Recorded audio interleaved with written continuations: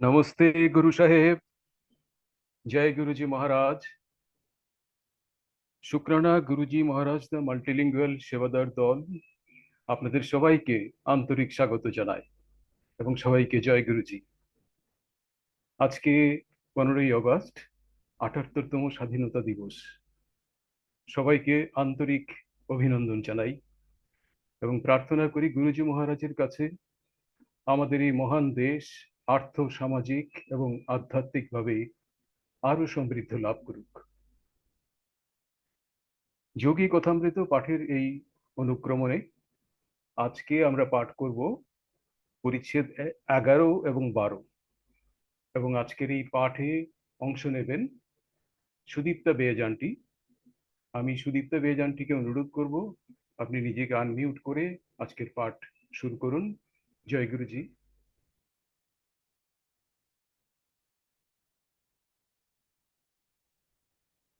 জয় গুরুজি। জয় গুরুজি মহারাজ, আপনার চরণে কোটি কোটি প্রণাম এত সুন্দর সুযোগ দেওয়ার জন্য আমাকে। সাংগাতজি, আপনাদেরকেও অনেক অনেক প্রণাম জানাই। আজকে বৃন্দাবনে দুজন দুজন অসহায় বালক।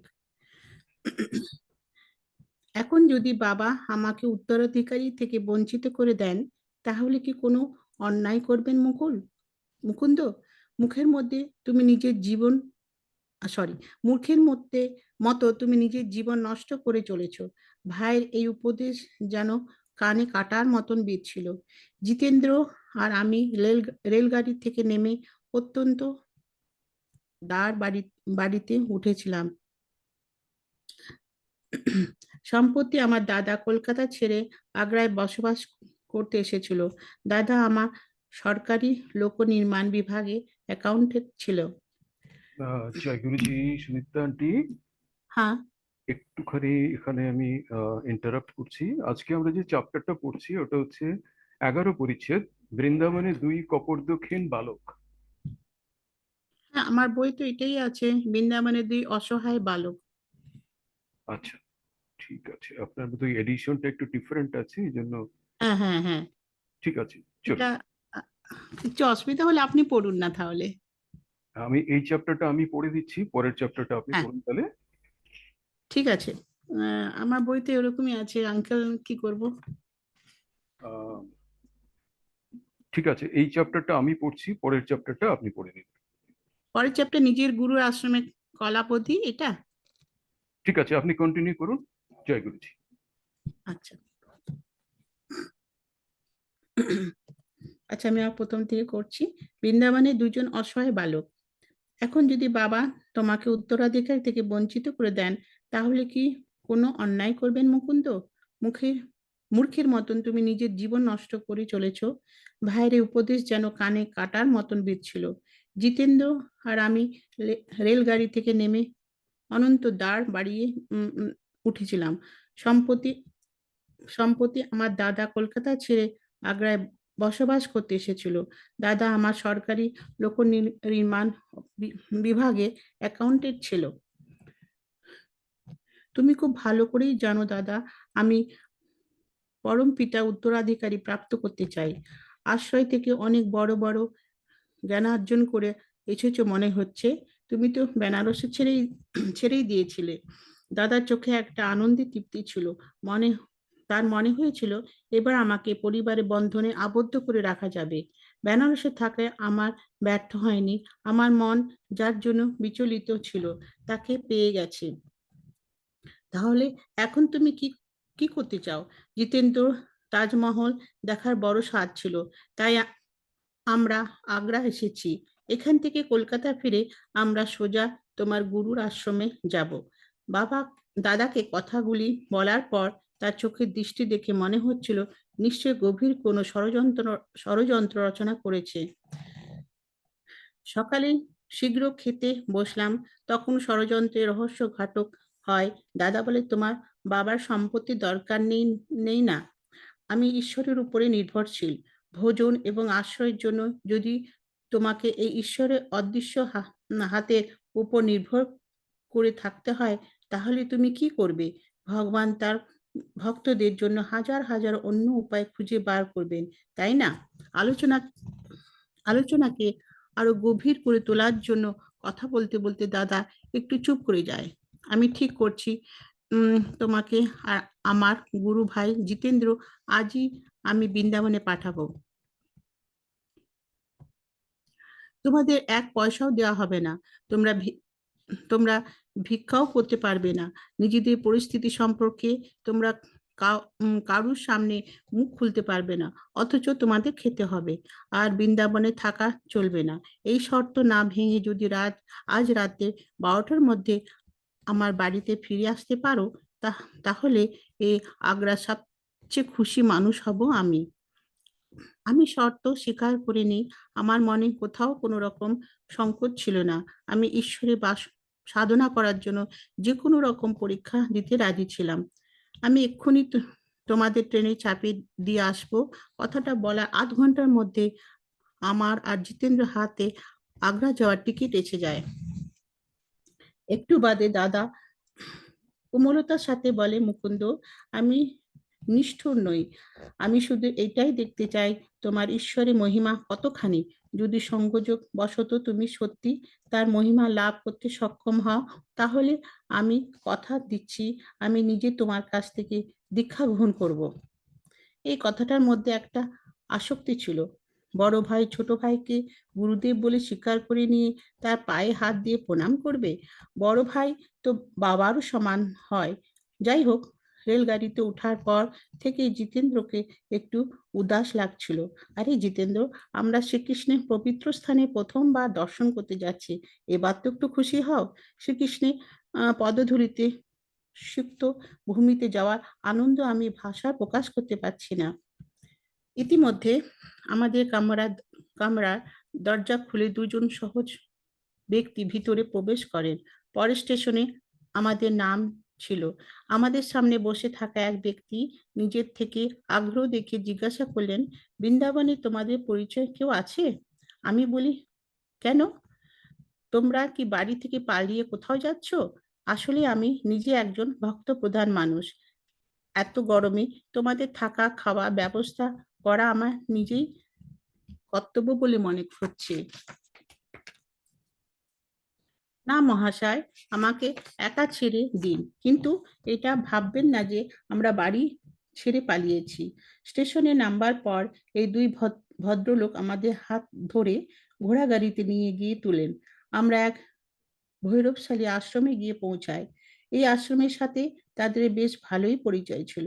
আমরা যখন বসার ঘরে বসেছিলাম, তখন সেখান থেকে এক সৌম্য দর্শনা পৌর মহিলা এসে উপস্থিত হন। গৌরীমা রাজকুমার আসতে পারলেন না। এই দুই ভদ্রলোকের মধ্যে একজন আশ্রমবাসী মহিলাকে বলেন, শেষ মুহূর্তে এসে তাকে নিজের কার্যকর্ম বদলাতে হয়েছে, কিন্তু দুজন অতিথি নিয়ে এসেছি। এদের ট্রেনে দেখে কৃষ্ণ ভক্ত বলে মনে হয়েছিল। আচ্ছা, এবার আমরা উঠব। ভগবানের চাইলে আবার সাক্ষাৎ হবে। এ কথা বলে দুই ভদ্রলোক সেখান থেকে চলে যান। গৌরী মা মমতাময়ী ঢঙে বলেন, তোমাদের এই আশ্রমে স্বাগত জানাচ্ছি। আজ এখানকার আশ্রয়দাতা রাজকুমার আসার কথা ছিল। তার জন্য বিভিন্ন খাদ্যের আয়োজন করা হয়েছিল। সেই খাবার খেয়ে প্রশংসা করার কেউ ছিল না। ভালোই হয়েছে তোমরা দুজন এসে পড়েছ। এই এই মধুর শব্দ শুনে জিতেন্দ্র চোখ দিয়ে জল নির্গত হতে শুরু করে। বৃন্দাবনে যায় ভয় ছিল, বৃন্দাবনে যার ভর ছিল সেই বৃন্দাবনে যার ভয় ছিল, সেই রাজস্বীয় সংস্কার প্রাপ্ত করতে সক্ষম হয়েছিল।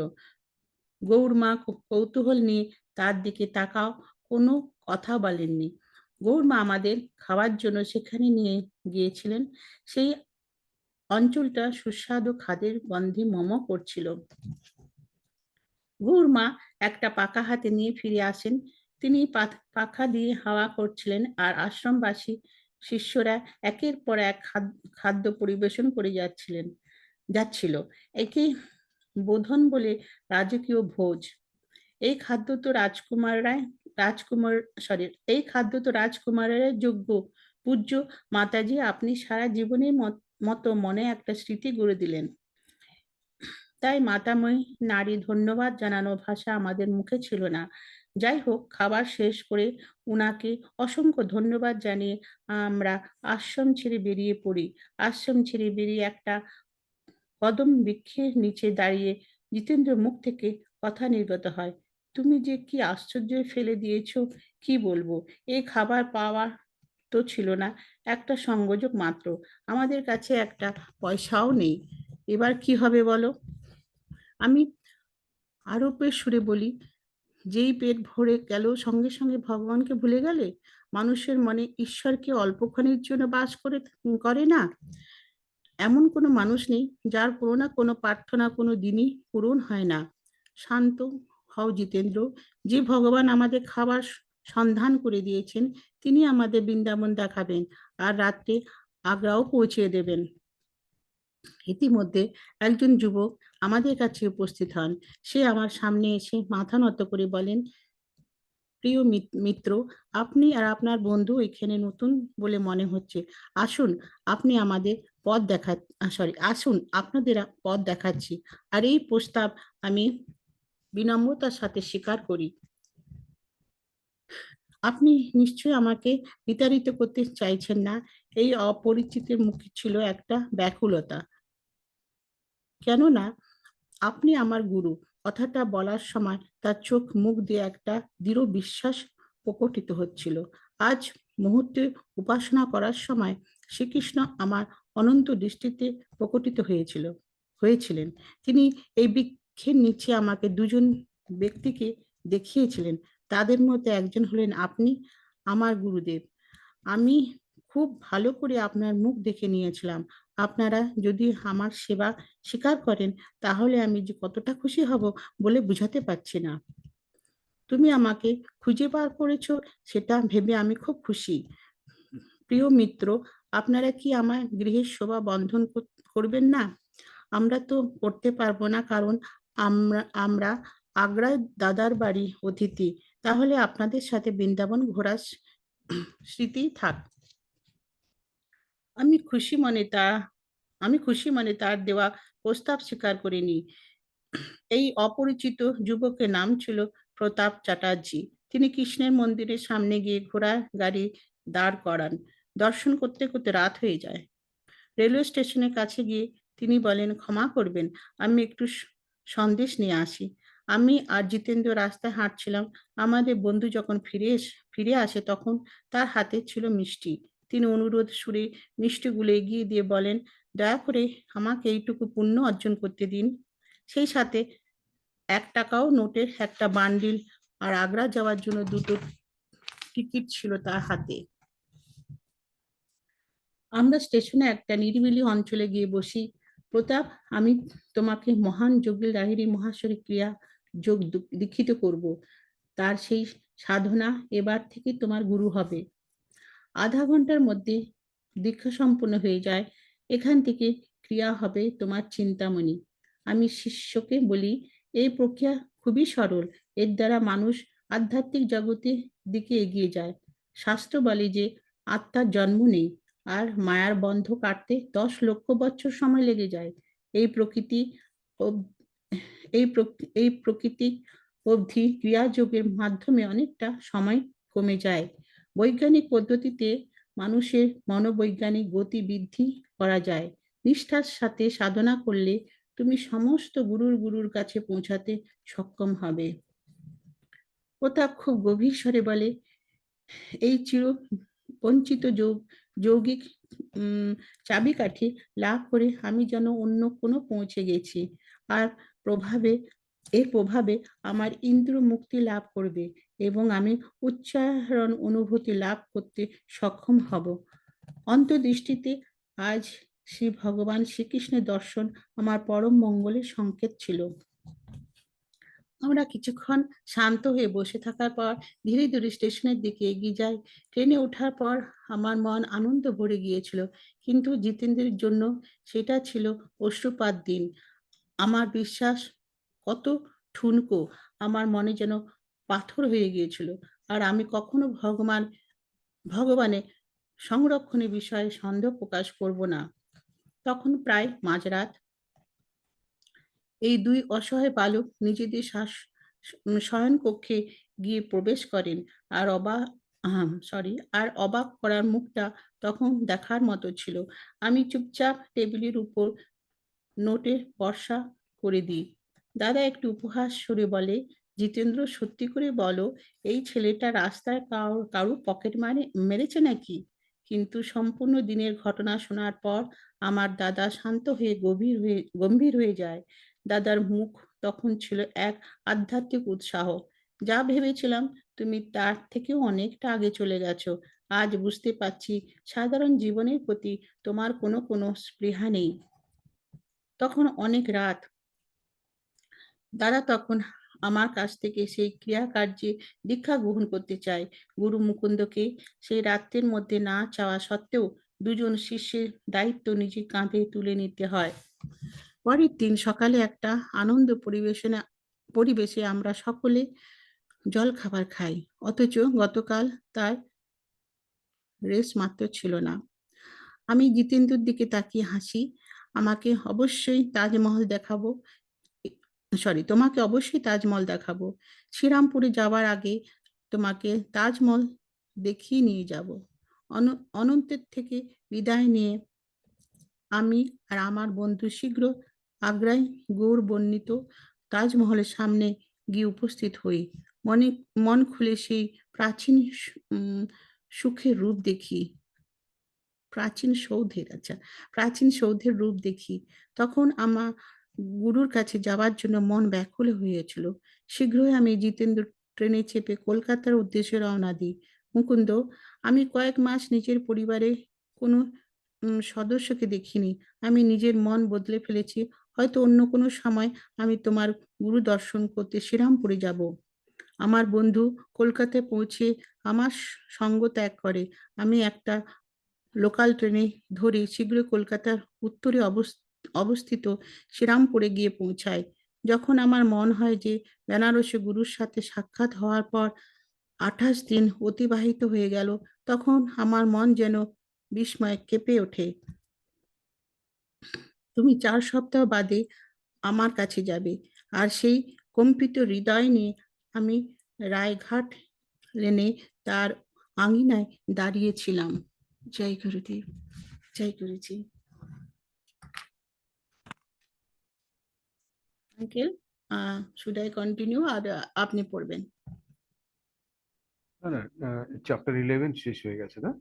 হ্যাঁ, আচ্ছা, ঠিক আছে, পরের চ্যাপ্টার আমরা পড়ছি। শুরু করুন আপনি। আমি শুরু করব। হ্যাঁ। আচ্ছা। নিজের গুরুর আশ্রমে কালাবতী শ্রী যোগেশ্বর মহাশয় ব্রহ্ম ব্যাঘ্র চর্মের উপর বসেছিলেন। তিনি এসে গেছেন। তুমি এসে গেছো? ওনার কণ্ঠস্বর ছিল নরম এবং ভঙ্গিমা ছিল একেবারে ভাবশূন্য। আমি তার চরণ স্পর্শ করে বলি, হ্যাঁ গুরুদেব, আমি আপনার স্মরণে এসে গেছি। কিন্তু তুমি তো আমার ইচ্ছার অবহেলা করো। আর এমন কখনো হবে না গুরুদেব। আপনার ইচ্ছা আমার ধর্ম। তাহলে আমার প্রথম অনুরোধ হলো নিজের পরিবারের কাছে ফিরে যাও। আমি চাই তুমি কলকাতায় ফিরে কলেজে প্রবেশ করো। ঠিক আছে গুরুদেব, তাই হবে। আমি নিজের ব্যাকুলতা গোপন করে নিই।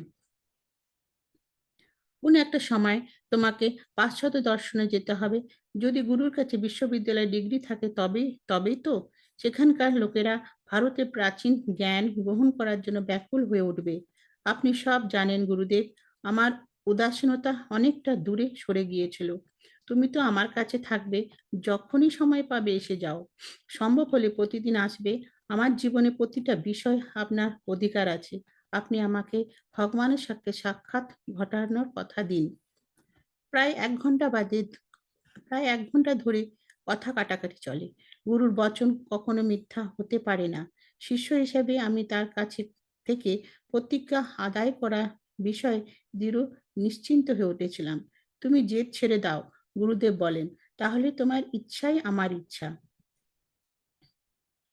আমার হৃদয় শান্ত হয়ে যায় যে অনিশ্চিত খুঁজে আশায় গৃহত্যাগ করেছিলাম, তার সন্ধান লাভ করেছিলাম। আমি সদ্গুরুর চরণে আশ্রয় লাভ করেছিলাম। এসো, তোমাকে আশ্রম দেখায়। গুরুদেব নিজে ব্যাঘ্রচর্ম ত্যাগ করে উঠে দাঁড়ান। আমি দেওয়ালে টাঙানো লাহিড়ী মহাশয়ের ছবি দেখে অবাক হয়ে যাই। শ্রী যোগেশ্বর মহাশয় বলেন, উনি আমার ঈশ্বরতুল্য গুরু। আমার জীবনে দেখে সবচেয়ে মহান যোগী ও গুরু উনি।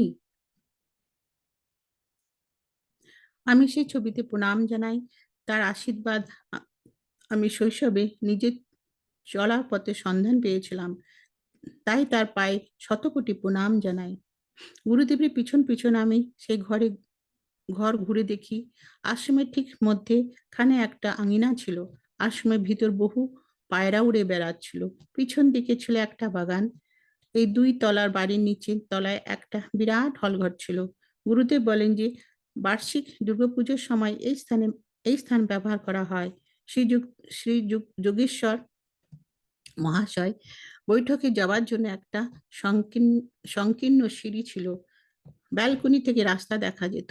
আশ্রমের প্রতিটা বস্তু খুবই সাদা, স্বচ্ছ ও ব্যবহারযোগ্য ছিল। গুরুদেব আমাকে সেখানে রাত কাটাতে বলেন।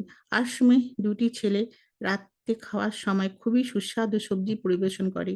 আমি গুরুদেবের পাশে একটু আসন পেতে বসি আর বলি যে, গুরুদেব, দয়া করে আপনি আমার নিজের জীবনের সম্পর্কে আমাকে কিছু বলুন।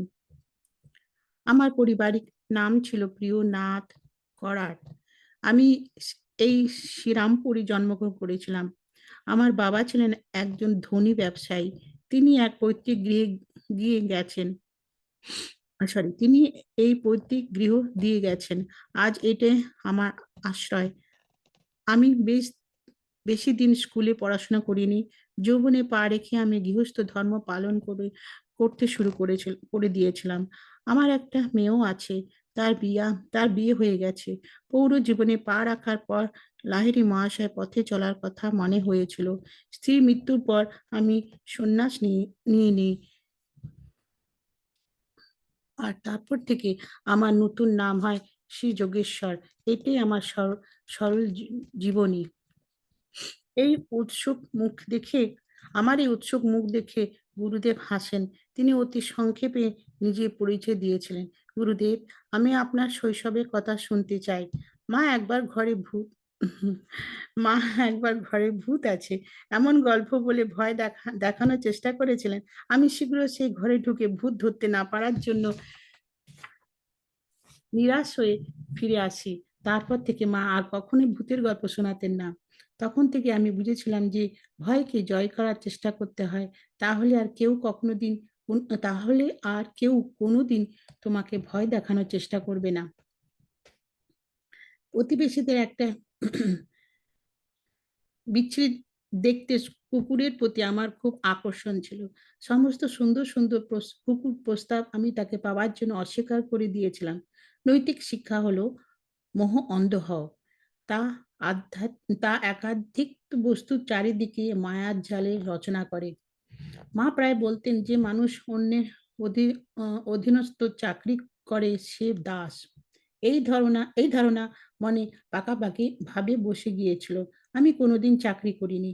পৈতৃক সম্পত্তি, জমি জমা, ব্যবসা লাগিয়ে নিজের জীবনে অতিবাহিত করি। নৈতিক শিক্ষা, ভালো ইতিবাচক শিক্ষাগুলি বাচ্চাদের মধ্যে গেঁথে যাওয়া উচিত। তাতে করে দীর্ঘকাল ধরে ধারণা খুবই স্পষ্ট হয়ে যায়। গুরুদেব তারপর মৌন হয়ে যান। মাঝরাতে একটা খাট দেন শোয়ার জন্য। দীর্ঘকাল বাদে যেন অমন গভীর মধুর ঘুমিয়েছিলাম। গুরুদেব পরের দিন সকালে আমাকে ক্রিয়াযোগে দীক্ষা দেবেন বলে ঠিক করেন। তার দীক্ষা পাওয়ার পর লাহিড়ী মহাশয় দুজনের শিষ্যের সাথে আমার সাক্ষাৎ হয়। তার স্পর্শ মাত্রই আমার সারা শরীরে যেন একটা জ্যোতি সৃষ্টি হয়েছিল। ওয়াও! আনন্দে আমার মন ভরে যায়। পরের দিন সন্ধ্যার সময় আমি আশ্রম থেকে বিদায় নেওয়ার জন্য সরি আমি আশ্রম থেকে বিদায় নেওয়ার জন্য প্রস্তুত হয়ে যাই। কলকাতায় যখন নিজের বাড়িতে গিয়ে পৌঁছাই তখন গুরুদেব আর একটা ভবিষ্যবাণী আমার মনে পড়ে। তুমি 30 দিন বাদে বাড়ি ফিরে যাবে। নিজের ঘরে ঢুকে আমার মনে হয়েছিল তুমি আমার ধ্যান ও সাধনার সাক্ষী। এখন আমি নিজের দিব্য গুরুর আশ্রমে পৌঁছে গেছি।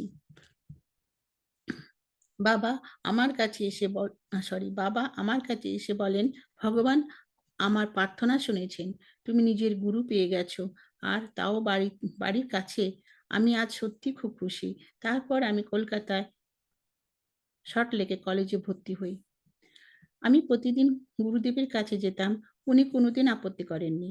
সকালে জেনে গেছি সকলেই জেনে গেছিল আমি কোনো রকম নম্বর পেয়ে বছর, বছর পাস করে যাই। আমি কোনো বিদ্যা বিদ্যালকার নই। আশ্রমে দৈনিক জীবনের সরল ও শান্তভাবেই অতিবাহিত হতো। গুরুদেব বেলায় উঠে পড়তেন। বিছানাতে তিনি সমাধিস্থ হয়ে যেতেন। তিনি থেকে থেকে গভীর সমাধি আনন্দে নিমজ্জিত হয়ে যেতেন। তারপর আমার দীর্ঘ সময়ের জন্য গঙ্গা ভ্রমণ করতে চলে যেতাম। স্নান করে মধ্যাহ্ন ভোজন গ্রহণ করতাম। ভোজন তৈরির দায়িত্ব ছিল তরুণ শিষ্যদের। গুরুদেব ছিলেন শাকাহারী। শিষ্যদের তিনি বলেছিলেন, নিজেদের ইচ্ছা মতো যে কোনো সাদা খাবার গ্রহণ করতে পারো। গুরুদেব খুব কম খেতেন। প্রায় হলুদ বা বিট বা পালকের রসের তৈরি ভাত, আর তার সাথে মহিষের ঘি বা মাখন। কোনোদিন মুসুরির ডাল বা পনিরের সুস্বাদু তরকারি বা অন্য কোনো তরকারি। শেষ পাতে তিনি পায়েসের সাথে আম, কমলালেবু বা কাঁঠালের রস খেতেন। অপরাহ্নের সময় দর্শনার্থীরা আসতো আসতো সমস্ত মানুষের সাথে তিনি খুবই সৌজন্যপূর্ণ ব্যবহার করতেন। সাধুদের উপর মাথার কোনো প্রভাব পড়ে না। সরি, সাধুদের উপর মায়ার কোনো প্রভাব পড়ে না। মূর্খ ব্যক্তিদের মতন তাদের শরীরে রাগ, হিংসা লেশ মাত্র থাকে না। গুরুদেব একজন ধনী ক্ষমতা সম্পূর্ণ ব্যক্তির সাথে যেন ব্যবহার করতে, তেমনি একজন গরিব অশিক্ষিত ব্যক্তির সাথে। কোনো বাচ্চার মুখ থেকে জ্ঞানের কথা শ্রদ্ধার সাথে শুনতেন।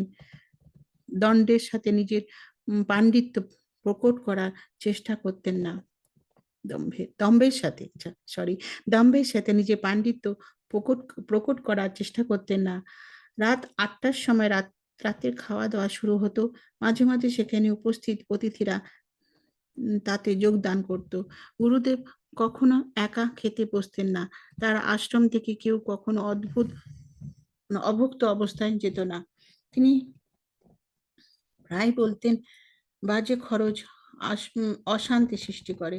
সমস্ত ছোটখাটো বিষয়তেও তার মৌলিকতা পরিচয় পাওয়া যেত। সন্ধ্যার সময়তে গুরুদেব উপদেশ দিতেন। প্রতিটা শব্দের মধ্যে থাকতো অতুল জ্ঞান। তার আত্মবিশ্বাসের মধ্যে দিয়ে অলৌকিকতা ঝরে পড়তো। আমি তার মতন করে কাউকে কখনো কথা বলতে শুনিনি। প্রকৃত সত্য আত্মার মধ্যে সৌরভের সৃষ্টি করে তাকে দেখে আমার সর্বদা মনে হতো যে আমি যেন জীবন্ত ভগবানের সামনে বসে আছি। মধ্যরাত্রে গুরুদেব সাধারণ মানুষের মতো গভীর ঘুমে আচ্ছাদিত হয়ে যেতেন। বিছানা নিয়ে তার কাছে মাথা ব্যথা ছিল না।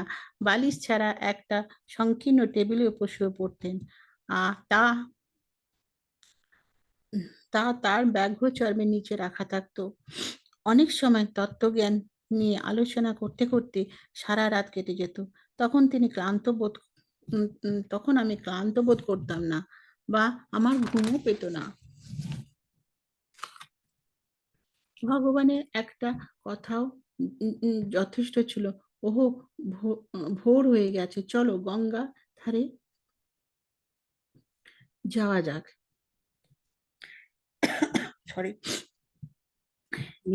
শ্রী যোগেশ্বর মহাশয় সান্নিধ্যে প্রথম কয়েক মাসে আমি কিছু প্রাথমিক শিক্ষা লাভ করেছিলাম। মশাদের চলাকানি হাত থেকে কিভাবে রক্ষা পাওয়া যায়, শ্রীরামপুরের মশার অভাব ছিল না। পা থেকে মাথা পর্যন্ত আমাকে কামড়ে শেষ করে দিত। আমাকে দেখে গুরুদেব দয়া হতো। তুমি নিজের জন্য একটা মশারি কিনে নাও, আমার জন্য এনো, কারণ তুমি মশারি টাঙাবে আর সব আমাকে মশা এসে কামড়াবে। আমি তার আশ্রয় আমি তার আজ্ঞা পালন করি। যে রাতে আমি শ্রীরামপুরে থাকতাম সেদিন গুরুদেব অবশ্যই মশারি টাঙাতে বলতেন। একদিন রাতে গুরুদেব মশারি টাঙানোর কথা বলতে ভুলে গিয়েছিলেন। আমি ব্যাকুল হয়ে মশাদের বঁ বঁ আওয়াজ শুনছিলাম। আমি গুরুদেবের ধ্যানাকর্ষণ করার জন্য একটু কাশি, কিন্তু উনি কোনো রকম আওয়াজ করেন না। তখন আমি উঠে উনার কাছে গিয়ে দেখি গুরুদেব শ্বাস বন্ধ হয়ে রয়েছে। এত কাছ থেকে প্রথমবার উনাকে সমাধিস্থ দেখার সৌভাগ্য হয়েছিল। আমি ভয় পেয়ে যাই। হার্ট ফেল তো হয়ে যাননি? আমি উনার কানের নিচে একটা আয়না ধরি, কিন্তু তাতে শ্বাসের কোনো রকম ভাব পড়ে না। সুনিশ্চিন্ত করার জন্য উনার গায়ে হাত দিয়ে দেখি, কিন্তু উনার শরীর নিশ্চল ও ঠান্ডা হয়ে গিয়েছিল। আমি অন্য লোকেদের ডাকার জন্য দরজার দিকে এগিয়ে যাই। আচ্ছা, আমার এই বেচারা নাক এখন গবেষণা বিষয় হয়ে উঠেছে। গুরুদেব কণ্ঠস্বর, তুমি শুনছো না কো? তুমি শুনছো না কোনো? তোমার জন্য কি এই দুনিয়া বদলে যাবে? নিজেকে বদলাও। মশাদের চেষ্টা থেকে নিজেকে মুক্ত করার চেষ্টা করো। আমি চুপচাপ বিছানায় শুয়ে আমি চুপচাপ বিছানায় এসে শুয়ে পড়ি। তারপর আমার কাছে একটাও মশা আসে না। আমি বুঝে গিয়েছিলাম গুরুদেবের মশার কোনো ভয় নেই। নিজের যোগশক্তির বলে তিনি আ তিনি মশার কামড়ের নিজেকে হাত থেকে নিজেকে বাঁচাতে সক্ষম ছিলেন। তিনি এমন গভীর ধ্যানে মগ্ন হয়ে যেতেন যে মশার কথা তার মনেই থাকতো না। ওয়াও! তিনি আমাকে দেখানোর চেষ্টা করছিলেন যে এইটা যোগ অবস্থা, যা তোমাকে প্রাপ্ত করতে হবে। প্রকৃত যোগী সমাধি শেষ অবস্থা পৌঁছাতে সক্ষম এবং সেই অবস্থাকে থাকতে পারে। ধরার কোনো রকম বাধাই তার কাছে বাধা হয়ে দাঁড়ায় না।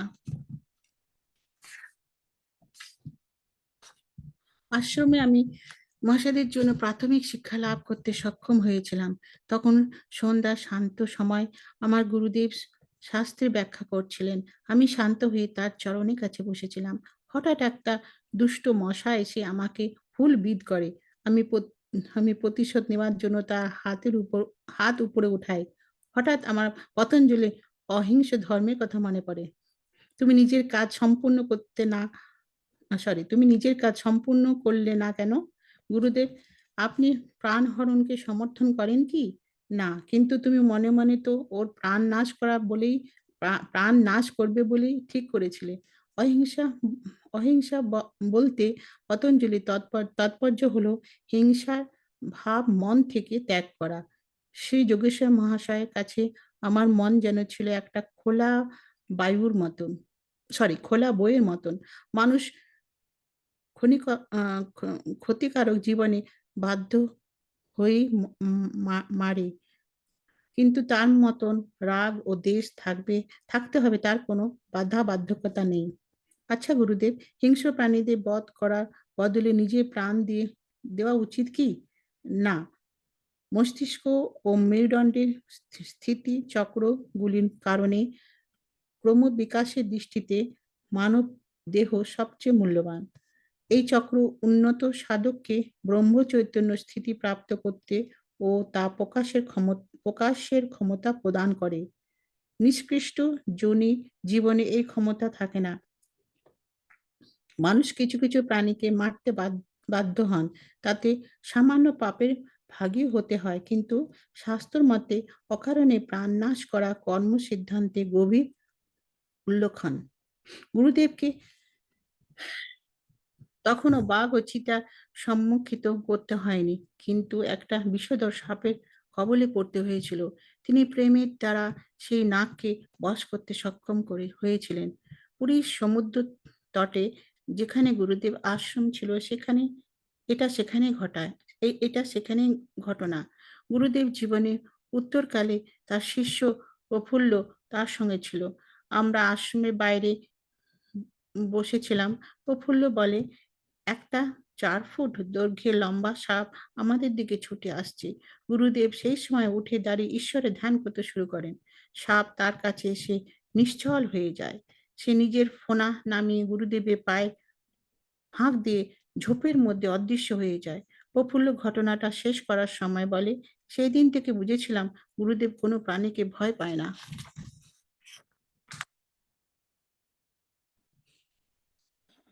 একদিন দুপুরবেলা গুরুদেব এক দৃষ্টিতে আমার দিকে তাকিয়ে বলেন, মুকুন্দ, তুমি খুব রোগা পাতলা। আমার এই রোগাতে শরীর জন্য নিজেও বিরক্ত লাগতো। আসলে ছোট থেকে আমার অজীর্ণতার সমস্যা ছিল। ওষুধের একটা গণ্ডি আছে, কিন্তু দিব্য সঞ্জীবনী প্রাণ শক্তির কোনো সীমা নেই। বিশ্বাস করো, তুমি সুস্থ বলবান হয়ে যাবে। অন্য কোনো চিকিৎসার উপর আমার মনে এমন গভীর বিশ্বাস ছিল না। আমার মনে বেশ ভরসা উদয় হয় শ্রী যোগেশ্বর শ্রী যোগেশ্বর মহাশয় আশীর্বাদে 2 সপ্তাহের মধ্যে আমার ওজন বৃদ্ধি পায়। আমার পেটের সমস্ত সমস্যা সারা জীবনের মতন গায়েব হয়ে যায়। আমি সুস্থ হওয়ার কিছুদিন বাদে গুরুদেব আমাকে বলেন, বেশ কয়েক বছর আগে আমি নিজেই ওজন বৃদ্ধি করার জন্য ব্যাকুল হয়ে থাকতাম। ভীষণ অসুস্থ হওয়ার পর যখন একটু সুস্থ হয়েছিলাম, তখন আমি লাহিড়ী মহাশয় দর্শন করতে চলে যাই। আমি বললাম, গুরুদেব, আমি খুব অসুস্থ হয়েছিলাম, আমি খুব রোগাও হয়ে গেছি। উনি বলেন, যোগেশ্বর, প্রথমে তুমি নিজেকে অসুস্থ করলে, আর এখন ভাবছো তুমি রোগা ও দুর্বল হয়ে গেছো। আমার আমার গুরুদেব আমার মনে ভরসা দিয়ে বলেন, আমায় একটু দেখতে দাও, আমার মনে হচ্ছে কালকের মধ্যে তুমি অনেকটা ভালো বোধ করবে। পরের দিন সকালে আমি উল্লাসের সাথে তার কাছে পৌঁছে গিয়ে বলি, গুরুদেব, আমি কালকের থেকে আজকে অনেকটা ভালো বোধ করছি। সত্যি আজ তুমি নিজেকে শক্তিতে ভরিয়ে দিয়েছো। না গুরুদেব, আপনি আমাকে সুস্থ করে তুলেছেন। আজ প্রথমবার আমি নিজের ভিতরে শক্তি অনুভব করছি। হ্যাঁ হ্যাঁ, তোমার অসুস্থতা যথেষ্ট সমস্যাজনক ছিল। তুমি এখনো অনেকটা দুর্বল। কে বলতে পারে কাল কি হবে। পুনর্বার দুর্বলতা ফিরে আসার পর থেকে সরি পুনরায় দুর্বলতা ফিরে আসার কথা ভেবে আমি চমকে উঠি। পরের দিন সকালে আমি বহু কষ্টে নিজেকে টানতে টানতে তার কাছে নিয়ে যাই। গুরুদেব, আমি আবার অসুস্থ হয়ে পড়েছি। তাহলে তুমি নিজেকে অসুস্থ করে ফেললে। আমার ধৈর্য আর তখন শেষ। আমি গুরুদেবকে বলি, আমার কথা আপনি কোনো বিশ্বাস করছেন না। আমি সেটাই বুঝতে পারছি না। আমার কথা আপনি কেন বিশ্বাস করছেন না, আমি সেটাই বুঝতে পারছি না। তুমি কখনো সুস্থ আবার কখনো দুর্বল বোধ করছো, এটাই সম্পূর্ণ তোমার মনে বিচার। বিচার হলে সবচেয়ে বড় শক্তি। মানব মন ঈশ্বরের চৈতন্য একটা স্ফুটলিঙ্গ মাত্র। সরি, আমার শক্তিশালী মন যেন কতটা তীব্রভাবে বিশ্বাস করে নেবে আমার সাথে সেই ঘটনা ঘটবে।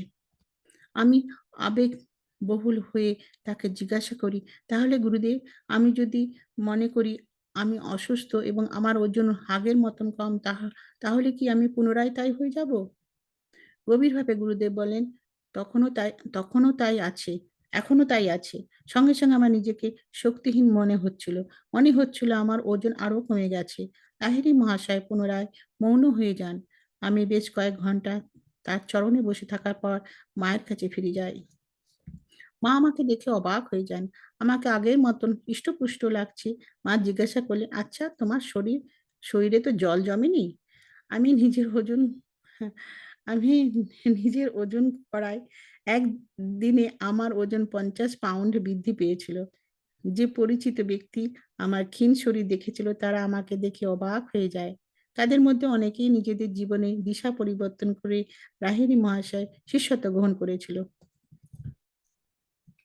শেষে এসেছি শেষে এসে শ্রী যোগেশ্বর মহাশয় বলেন, সম্পূর্ণ সৃষ্টি বিধি বিধানের অধীন, বাহ্য দৃষ্টিতে কার্য কার্যরত নিয়ম বৈজ্ঞানিকগণ আর অনুসন্ধান করতে সক্ষম, তাকে প্রকৃতি নিয়ম বলে। কিন্তু এই নিয়মের বাইরে কিছু সূক্ষ্ম নিয়মও আছে, যা শুধুমাত্র আধ্যাত্মিক জগতে কার্যকর। যোগের দ্বারা এই নিয়ম সিদ্ধান্তকে জানা যায়। পার্থ জগ পদার্থ জগতে স্বচ্ছ স্বরূপকে আত্মজীবনী বুঝতে সক্ষম। সরি, পদার্থ জগতের স্বচ্ছ স্বরূপকে আত্মজ্ঞানী বুঝতে সক্ষম। শ্রী যোগেশ্বর মহাশয় শাস্ত্রে অদ্বিতীয় ব্যাখ্যা করতেন। তার প্রবচনের সঙ্গে আমার জীবনে সবচেয়ে সুখকর মুহূর্তগুলো জড়িয়ে আছে। আমার ধ্যানের সামান্য ভঙ্গ হলে বা আমি শরীরে সামান্য সামান্য বোধ করলেই গুরুদেব সঙ্গে সঙ্গে শাস্ত্র ব্যাখ্যা বন্ধ করে দিতেন। একদিন অপরাহ্নে গুরুদেব হঠাৎ নিজে বাক প্রবাহ বন্ধ করে বললেন, "তুমি এখানে নেই।" গুরুদেব, আমি এইটুকু আমি একটুকু নড়িনি। আমি চোখের পলকও পর্যন্ত ফেলিনি। আপনি যা, যা বলেছেন আমি অক্ষরে, অক্ষরে বলতে পারব। তা সত্ত্বেও তুমি সম্পূর্ণরূপে আমার সাথে নেই। তুমি নিজের মনে পৃষ্ঠভূমিতে ৩ টি আশ্রমে নির্মাণ করেছ। একটা সরলতম ভূমিতে একান্ত আশ্রম, দ্বিতীয়টা পাহাড়ের শিখরের উপর, আর তৃতীয়টা সমুদ্রতলের উপর। আমার অচেতন মনে অস্পষ্ট রূপে সৃষ্টি এমন বিচার চলছিল, আমার মনে সমস্ত বিচার তিনি এক মুহূর্তে ধরে ফেলতেন। এমন গুরুর সামনে আমি আমি কিই বা করতে পারতাম? তুমি নিশ্চয়ই আমাকে এই অধিকার প্রদান করেছ যে সূক্ষ্ম বিচার সম্পর্কে আমি বুঝাচ্ছি। মনোযোগ ছাড়া তা কখনোই বুঝতে পারবে না। প্রয়োজন না হলে আমি অন্যের মনের কথা পড়তে চাই না। নিজের বিচারগুলিকে গুপ্ত রাখার অধিকার মানুষের আছে। তা ডাকলে তো ভগবান না ডাকলে তো ভগবান পর্যন্ত সেখানে প্রবেশ করতে পারবেন না। সেখানে আমি কে?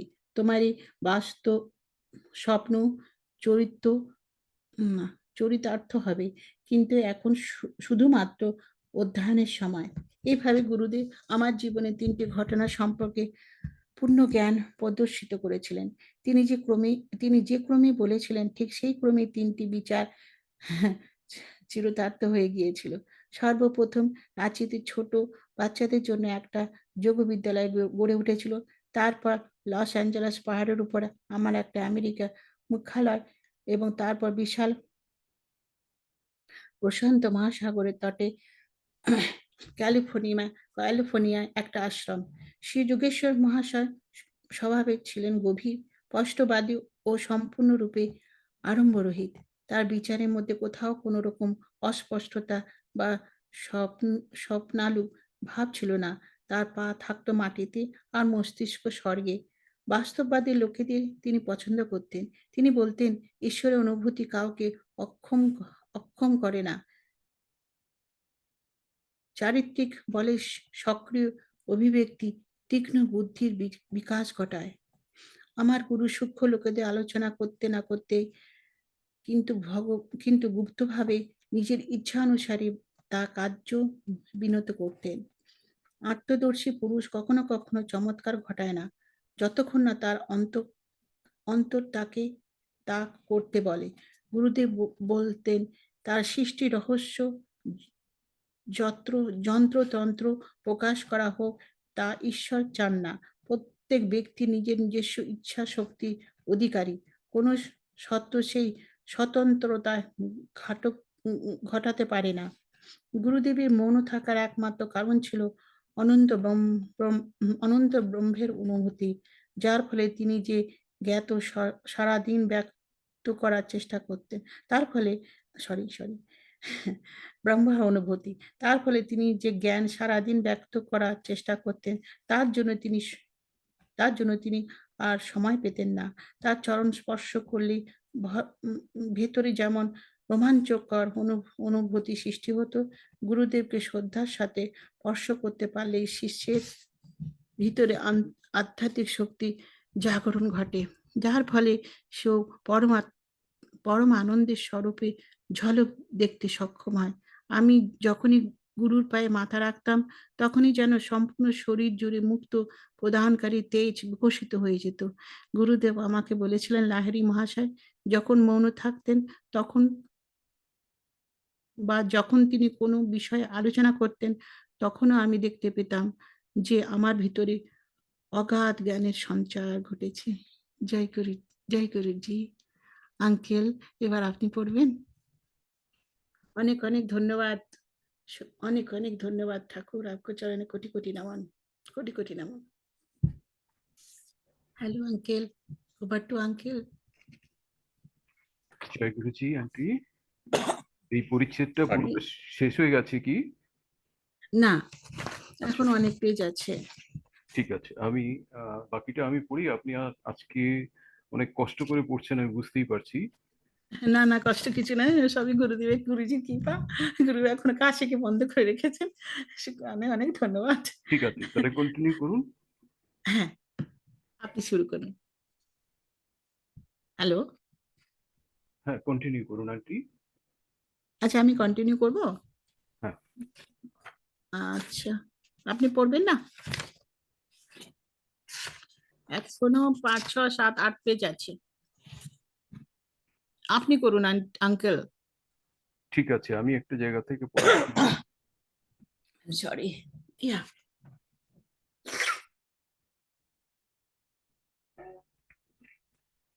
আহ জয় গুরুজি, একটুখানি বিষয়টাতে উম, মনে হচ্ছে এলোমেলো হচ্ছে, কারণ যে এডিশন থেকে আন্টি পড়ছিলেন সেই এডিশন আমরা পড়ছিলাম না। সুতরাং আমি একটা জায়গা থেকে শুরু করছি, আমাকে ঠিক ধরতে অসুবিধা হচ্ছিল। ও, সরি আঙ্কেল, আমার কাছে এই বইটাই তো ছিল। আমার কাছে এই বই। শ্রী যুক্তেশ্বর গিরিজি আমার মনের কথা যেন একটা খোলা বইয়ের পাতার মতো পড়ে নিয়ে বললেন, পতঞ্জলির মতে অহিংসা হলো জীব হত্যার ইচ্ছাকে পর্যন্ত ত্যাগ করা। পৃথিবীতে অহিংসা অক্ষরে অক্ষরে পালন করার অসুবিধা অনেক। মানুষ অবশ্য হিংস্র প্রাণীদের বিনাশ সাধন করতে বাধ্য হতে পারে, কিন্তু ক্রোধ বা দেশ পোষণ করতে অনুরূপভাবে সে বাধ্য নয়। এই দুনিয়ার বাতাসে সব জীবেরই সমান অধিকার। যে যোগী সৃষ্টি রহস্য ভেদ করতে সমর্থ, তিনি প্রকৃতির সংখ্যাতীত বিচিত্র প্রকাশের সঙ্গে একাত্মীভূত। অন্তরে প্রাণীহিংসা দমন করতে পারলে সব মানুষই এই সত্য উপলব্ধি করতে পারে। গুরুজি, তাহলে কি হিংস্র ধনী প্রাণী বধ না করে তার মুখে নিজেকে বলি দিতে হবে? না, মানুষের দেহ অমূল্য, কারণ এর মধ্যে অপূর্ব মস্তিষ্ক আর মেরুদণ্ডের চক্রগুলি থাকায় এর বিবর্তনের সুযোগ সবচেয়ে বেশি। এরই কারণে সাধন পথে যারা বহুদূর অগ্রসর হয়েছেন, সেই সব ভক্তেরা ঈশ্বর তত্ত্বের উচ্চতম অবস্থা পরিপূর্ণভাবে হৃদয়ঙ্গম করতে আর তাকে প্রকাশ করতেও পারেন। নিম্ন স্তরের কোনো প্রাণীর দ্বারা তা সম্ভব নয়। অবশ্যই একথাও সত্যি যে কেউ যদি কোনো পশু বা প্রাণী হত্যা করতে বাধ্য হয়, তাহলে তাকে ছোটখাটো পাপের ভাগী হতে হয়। কিন্তু পবিত্র শাস্ত্রগুলি এই শিক্ষা দেয় যে মনুষ্য শরীরের স্বেচ্ছাকৃত নাশ হচ্ছে কর্মবিধির গুরুতর লঙ্ঘন। স্বস্তির নিঃশ্বাস ফেললাম। সহজাত সংস্কারের ক্ষেত্রে শাস্ত্রমতের অনুমোদন সবসময় পাওয়া যায় না। যতদূর জানি, গুরুদেবকে কখনো বাঘ বা চিতাবাঘের সামনাসামনি হতে হয়নি। তবে এক কৃতান্ত সদৃশ কেউটে তার সামনে পড়েছিল বটে, কিন্তু সেও তার প্রেমের প্রভাবে একেবারে বশীভূত হয়ে পড়েছিল। এই মোলাকাতের ঘটনাটি ঘটেছিল পুরীতে। সেখানে সমুদ্রের ধারে গুরুদেবের আরেকটি আশ্রম আছে। শ্রী যুক্তেশ্বর গিরিজির শেষ জীবনের প্রফুল্ল নামে একটি শিষ্য, তরুণ শিষ্য, সেই ঘটনার সময় গুরুজির কাছে উপস্থিত ছিল। প্রফুল্ল আমায় বলেছিল, সেদিন আশ্রমের বাইরে আমরা বসে আছি, কাছেই একটা কেউটে সাপ দেখা গেল, 4 ফুট লম্বা, যেন সাক্ষাৎ যম। রাগের চোটে ফোনা তুলে সেটা তীরের মতো আমাদের দিকে ছুটে এলো। গুরুদেব সাদরে চুকচুক শব্দ করলেন, যেন একটি ছোট্ট ছেলেকে আদর করে ডাকছেন। তার ছুটে আসার সঙ্গে সঙ্গে তালে তালে যুক্তেশ্বর গিরিজিকে হাততালি দিতে দেখে ভয়ে একেবারে কাঠ হয়ে গেলাম। মূর্তিমান যমের সঙ্গে তার খেলা, দারুণ আতঙ্কে আমি একেবারে কাঠ হয়ে রইলাম। মনে মনে সভয়ে ইষ্টনাম জপ করছি। সাপটা তখন গুরুদেবের একেবারে সামনে, কিন্তু কোনো নড়নচড়ন নেই। তাকে নিয়ে তার ওই খেলনার ভাব দেখে মনে হলো যেন সাপটা একেবারে মন্ত্রমুগ্ধ হয়ে গেছে। সেই উদ্যত ফনা ক্রমশ গুটিয়ে গেল।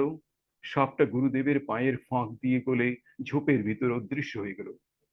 প্রফুল্ল বলল, গুরুদেব কেনই বা হাততালি দিলেন, আর সাপটাই বা তাকে কামড়ালো না কেন, তা তখন বুঝতে পারিনি। তারপর বুঝতে পেরেছিলাম যে আমাদের গুরুদেবের কোনো প্রাণীর কাছ থেকে কোনো রকম হিংসা বা আঘাতের আশঙ্কা ছিল না। আশ্রমে থাকার সময় গোড়ার দিকে একদিন বিকেলবেলা দেখি যে যুক্তেশ্বর গিরিজি খুব তীক্ষ্ণ দৃষ্টিতে আমার দিকে তাকিয়ে দেখছেন। বললেন, মুকুন্দ, তুমি তো ভয়ানক রোগা। তার কথাগুলো মনের খুব কোমল জায়গায় আঘাত করলো। কঠোরগত চক্ষু চক্ষু এবং ক্ষীণ দেহের জন্য আমার মনের মধ্যে বেশ দুঃখ ছিল। পুরানো অজীর্ণ রোগ আমায় ছোটবেলা থেকেই ভোগাচ্ছে। গড়পার রোডের বাড়িতে আমার ঘরের তাকে সাজানো থাকতো সারি সারি টনিকের শিশি, যদিও তাতে কিছুই উপকার হয়নি। মাঝে মাঝে নিতান্ত বিমর্ষ চিত্তে নিজেকে জিজ্ঞাসা করতাম, এমন একটা ভগ্ন স্বাস্থ্য শরীর নিয়ে বেঁচে থাকার কোনো সার্থকতা আছে কি? ওষুধপত্রের আরোগ্য ক্ষমতা সীমাবদ্ধ, কিন্তু দৈব সঞ্জীবনী প্রাণ শক্তির ক্ষমতা অসীম। এটা বিশ্বাস করো, তাহলেই তুমি তাতেই সেরে যাবে, আর তোমার শরীরও মজবুত হবে। গুরুদেবের কথায় তখনই বিশ্বাস জন্মালো যে আমিও ওই সত্যতা আমার নিজের জীবনেই প্রয়োগ করতে পারি। আর কোনো চিকিৎসক, যদিও আমি অনেককেই দেখিয়েছি, আমার মনে এরকম গভীর বিশ্বাস জাগিয়ে তুলতে পারেননি। দিন দিন আমার স্বাস্থ্য আরো শক্তি বৃদ্ধি পেতে লাগলো। গুরুদেবের নীরব আশীর্বাদের ফলে দেখি যে সপ্তাহ দুয়েকের মধ্যেই শরীরের ওজন ও বল বেশ বেড়ে গেছে, যা আমি আগে চেয়েও পাইনি। আমার পেটের গোলমাল চিরদিনের জন্য দূর হয়ে গেল। পরেও বহু উপলক্ষে বহু লোকের বহুমূত্র, মৃগী, যক্ষা, পক্ষাঘাত প্রভৃতি সাংঘাতিক রোগের হাত থেকে গুরুদেবের দৈব শক্তিতে নিরাময় হওয়ার ঘটনা প্রত্যক্ষ করবার সুযোগ লাভ করেছিলাম। আমাকে সুস্থ করে তুলবার অল্প কয়েকদিন পরেই গুরুদেব একদিন বললেন, বহুদিন আগে আমারও ওজন বাড়াবার খুব আগ্রহ ছিল।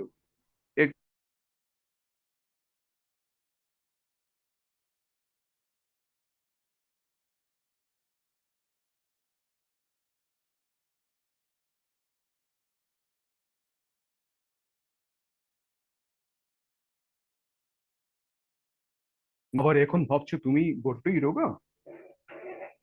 যা আশা করেছিলাম তা থেকে দেখছি যে উত্তরটা সম্পূর্ণ অন্যরকম।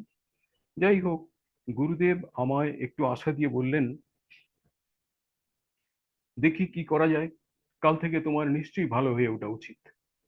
আমার আগ্রহাকুল মনে তার কথাগুলো আমাকে তার গোপনে নিরাময় করার একটা ইঙ্গিত বলেই বোধ হলো। তার পরদিন সকালেই গুরুদেবের কাছে গিয়ে আনন্দে উল্লসিত হয়ে বললাম, আজকে বেশ ভালোই বোধ করছি গুরুদেব। সত্যি নাকি? তাহলে দেখছি যে আজকে তুমি নিজে নিজেই জোর পেয়েছো। সবিনয় প্রতিবাদে বললাম, না গুরুদেব, এ আপনার দয়া। এই কহপ্তার মধ্যেই দেখছি যে আজকেই যা শরীরে একটু বল পেলাম। হ্যাঁ, তা বটে, অসুখ অবশ্যই তোমার খুব গুরুতরই হয়েছিল, শরীরও তোমার দুর্বল। তবে কাল কিরকম থাকো তা কে বলতে পারে। আমার দুর্বলতা ফিরে আসার সম্ভাবনার কথা ভেবে আমার হৃৎকম্প উপস্থিত হলো। পরদিন অতি কষ্টে নিজেকে কোনো রকমে টানতে টানতে নিয়ে গিয়ে লাহিড়ী মশাইয়ের বাড়ি উপস্থিত হলাম।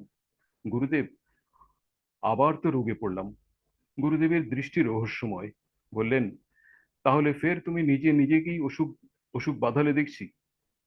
ধৈর্য আমার নিঃশেষিত হয়ে গিয়েছিল। বলে ফেললাম, গুরুদেব, এখন দেখছি রোজ রোজ আপনি আমার উপহাসই করে আসছেন। আমার সত্যি কথাগুলো কেন যেন আপনি বিশ্বাস করতে পারছেন না তা বুঝতে পারছি না। গুরুদেব সস্নেহে আমার দিকে তাকিয়ে বললেন, আসলে ব্যাপার কি জানো, তোমার চিন্তাই তোমার একবার সবল আরেকবার দুর্বল করে দিচ্ছে। তুমি তো দেখেছো তোমার স্বাস্থ্য কেমন ঠিক তোমার অবচেতন মনের আশানুরূপ হয়ে দাঁড়িয়েছিল। বিদ্যুৎ অথবা মাধ্যাকর্ষণের মতোই তোমার চিন্তাও হচ্ছে একটা শক্তি। মানুষের মন হচ্ছে সর্বশক্তিমান ভগবত চৈতন্যের একটা স্ফুলিঙ্গ মাত্র। আমি তোমায় দেখাতে পারি, তোমার শক্তিশালী মন যা কিছু গভীরভাবে বিশ্বাস করবে তা অবশ্যই সত্য হবে। লাহিড়ী মশাই যে অকারণ কিছু বললেন না তা জানতাম বলে আমি সশ্রদ্ধ ও কৃতজ্ঞ চিত্তে তাকে বললাম, গুরুদেব, ধরুন আমি যদি চিন্তা করি যে আমি বেশ ভালো আছি আর আগেকার মতো গায়ের ওজনও বেড়ে গেছে, তাহলে কি সেই সব ঘটনাগুলো ঘটবে? গুরুদেব আমার চোখের উপর দৃষ্টি স্থাপন করে গম্ভীরভাবে বললেন, নিশ্চয়ই তাই হবে, এই মুহূর্তেই হবে। আশ্চর্য! সঙ্গে সঙ্গে বোধ করলাম শুধু যে শরীরের বল বাড়লো তাই নয়, ওজনও বেড়ে গেল। লাহিড়ী মশাই আবার মৌন অবস্থায় ফিরে গেলেন। কয়েক ঘন্টা তার চরণতলে অতিবাহিত করবার পর আমি মায়ের কাছে ফিরে এলাম। কাশিতে গেলে আমি সেখানেই থাকতাম। মা আমায় দেখে বললেন, বাছা, এ তোমার কি হয়েছে? শুতে ফুলে উঠেছে দেখছি। মা তো তার নিজের চোখ দুটোকেই বিশ্বাস করতে পারছিলেন না। আমার অসুখের আগে শরীর এমন হৃষ্টপুষ্ট এবং বলবান ছিল, ঠিক তেমনি হয়ে দাঁড়িয়েছিল। শরীরের ওজন নিয়ে দেখলাম যে মাত্র একদিনেই 50 পাউন্ড ওজন বেড়ে গেছে। সেটা কিন্তু বরাবরই রয়ে গেল। বন্ধু বান্ধব যারা সব আমার রোগা শরীর দেখছিল, তারাও বিস্ময়ে অবাক হয়ে আমার দিকে চেয়ে রইল।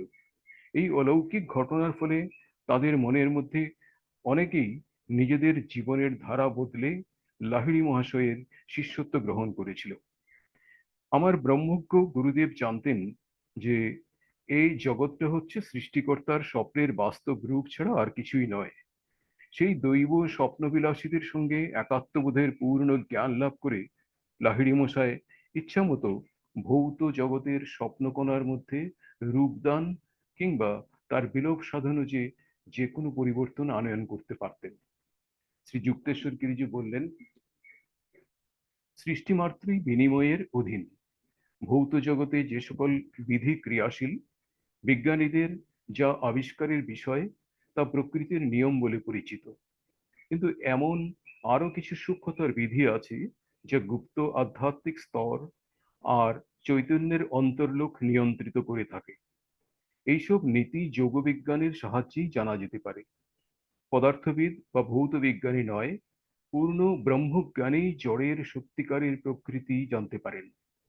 এইরূপ জ্ঞানের অধিকারী ছিলেন বলেই যীশুখ্রিস্ট তার এক শিষ্য কর্তৃক জনৈক ভৃত্যের কর্তৃত কর্ণ পুনঃসংযোজিত করে দিতে পেরেছিলেন।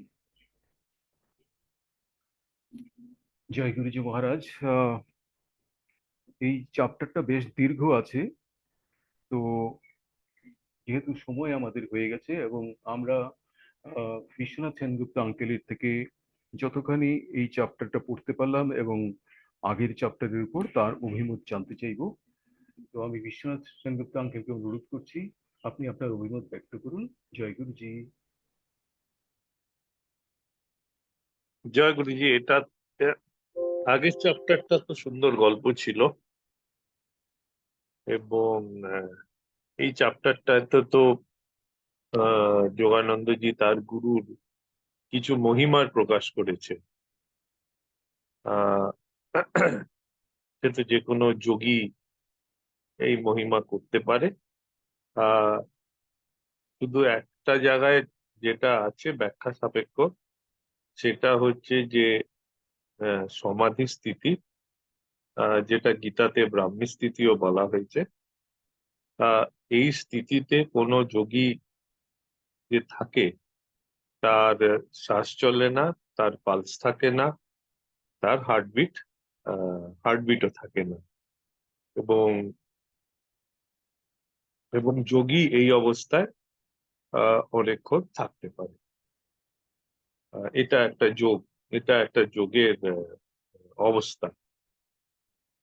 এছাড়া কারো কোনো প্রশ্ন থাকলে আমি যথাসাধ্য উত্তর দেওয়ার চেষ্টা করব।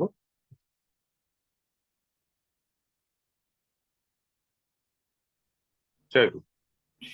সেনগুপ্ত আঙ্কেল, একটা ছোট্ট প্রশ্ন আছে এখানে। আহ, যুক্তেশ্বর গিরিজির যখন শারীরিক অবস্থা একদম খারাপ হয়ে গেল, একই দিনের মধ্যে ওনার স্বাস্থ্য পুনরুদ্ধার করিয়ে দিলেন লাহিড়ী মশাই। তো এর উপরে আপনার অভিমতটা জানতে চাইবো।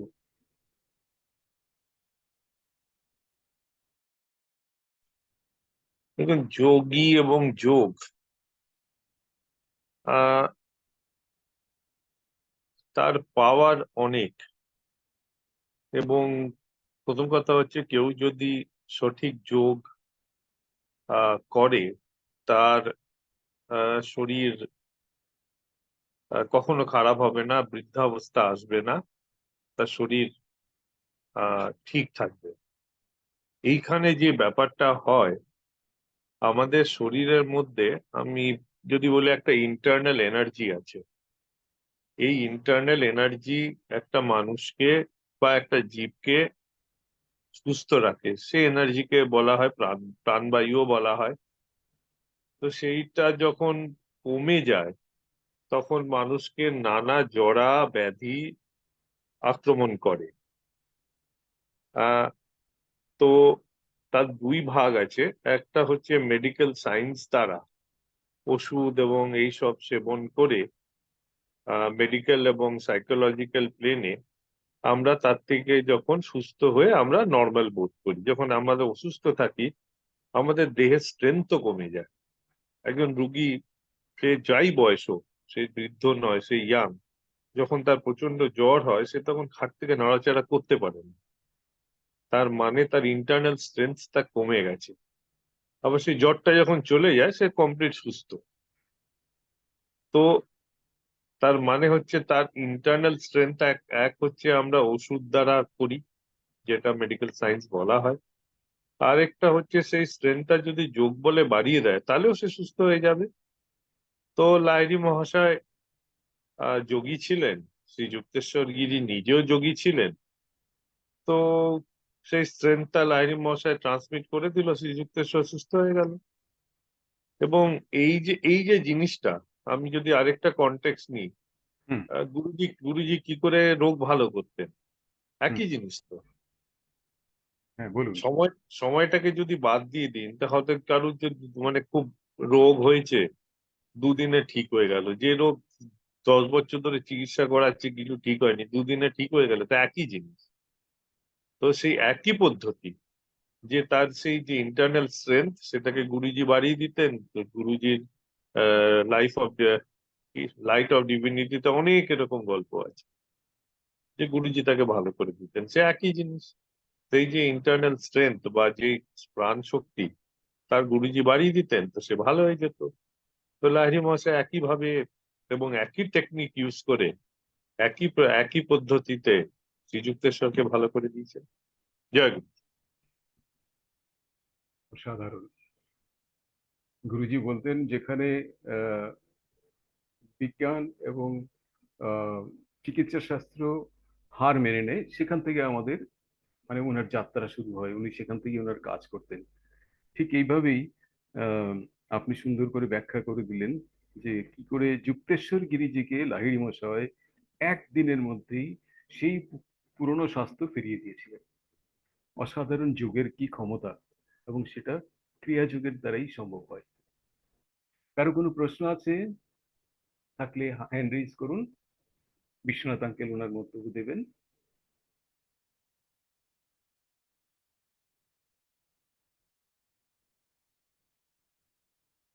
সুদীপ্তা বেজান্টি, আপনার কোনো প্রশ্ন আছে?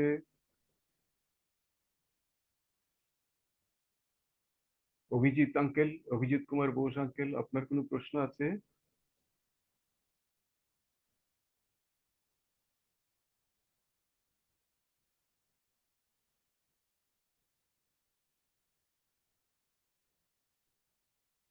অভিজিৎ বোস আঙ্কেল, আপনার প্রশ্ন থাকলে আনমিউট করে প্রশ্ন করতে পারেন, নিজেকে আনমিউট করে।